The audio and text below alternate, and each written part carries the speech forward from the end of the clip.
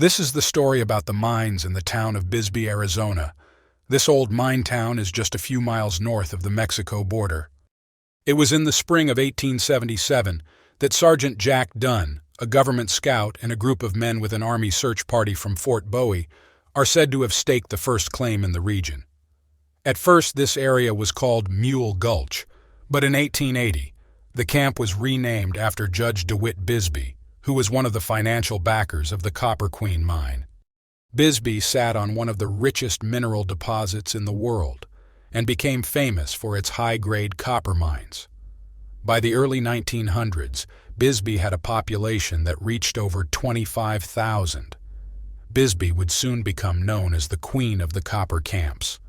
At first, Bisbee was just a rough and tough mining town, much like all the rest of the Old West mine camps. Drinking, gambling, and fighting were an everyday occurrence. However, in 1902, after the town became incorporated, the first ordinance passed by the city was to ban women from saloons. Also in 1902, the famous Copper Queen Hotel was built. This hotel was a luxury hotel with over 70 rooms and is still in service today. By 1910, the town was booming with high copper prices, and the mines wanted reliable family working men, so all gambling and prostitution was outlawed in the town. However, there was an area called Brewery Gulch that still had saloons and offered shady ladies. Like a lot of old mine camps, Bisbee had a big fire.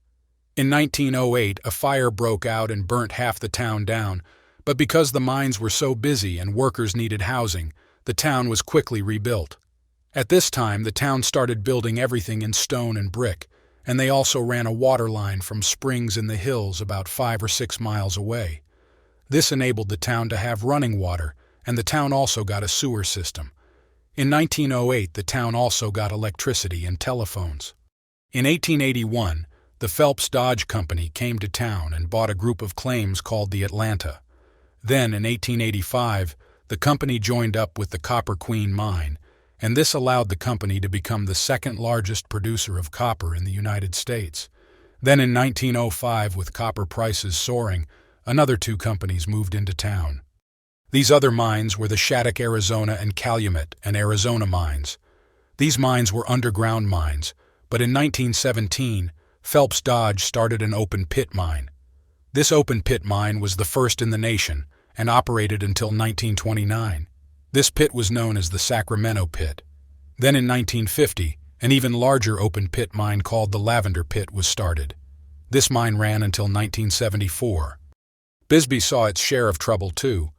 The first episode was in 1883, when 6 gunmen robbed the mining payroll that was in the general store safe.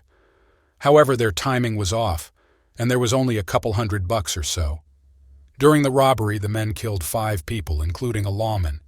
A posse caught up with the men, and all were later tried and hung. Bisbee would also go down in the history books for the Bisbee deportations.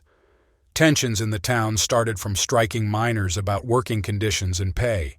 Bisbee policemen and some local citizens rounded up hundreds of Union-type miners and deported them to New Mexico by train.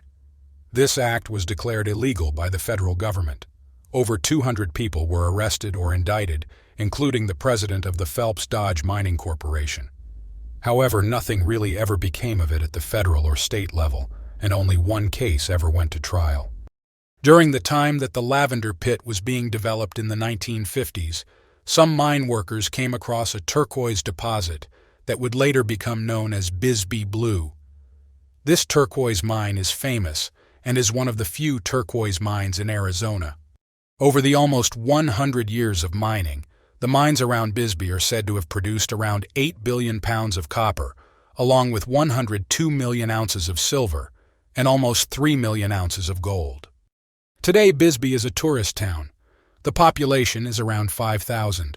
The town has really neat old architecture and narrow streets with lots of steep stairs because the town is built in a steep gulch.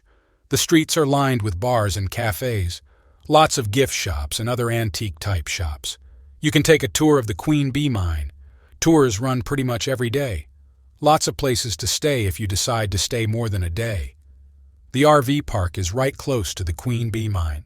Bisbee is only a 20-minute or so drive from Tombstone, so it's easy to catch two historical mining towns on the same trip. I hope you enjoyed this short story about the mines and town of Bisbee, Arizona. Please like, share, and subscribe so we can continue to bring you more old lost mine stories.